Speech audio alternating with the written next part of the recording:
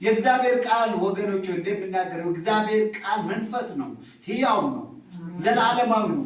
ሕያውና መንፈስ ሆኖ ሲመጣ ወደ ውስጣችሁ ታውቁታላችሁ። በደንብ ነው የምታውቁት። አረ ስሙን እንኳን የእግዚአብሔር ድምፅ መጥቶ የሰዎችንም ድምፅ እኮ እንሰማለን። በጆሮአችን ነርቭ ሰምተን ሰው እንደተናገረን እናውቃለን። የእግዚአብሔር መንፈስ ደግሞ ሕያው ነው፣ መንፈስ ነው። ከሰው ድምፅ ቃል የበለጠ ብርታት አለው፣ ሕያው ነው።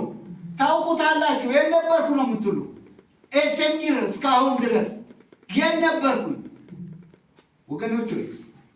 በዚህ ዘመን ያለው የጸሎት ሁኔታ ሊታረም ይገባል።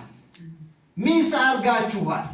ተመለሱ። ግዴላችሁ ተመለሱ። ምንላችሁ? የቆየን ሰዎች፣ ያገለገልን ሰዎች፣ ልምድ ያለን ሰዎች፣ እውቀት ያለን ሰዎች፣ እግዚአብሔርን የምናውቅ ሰዎች እስካሁን ስሙን። ግዴላችሁ ይጠቅማችሁ።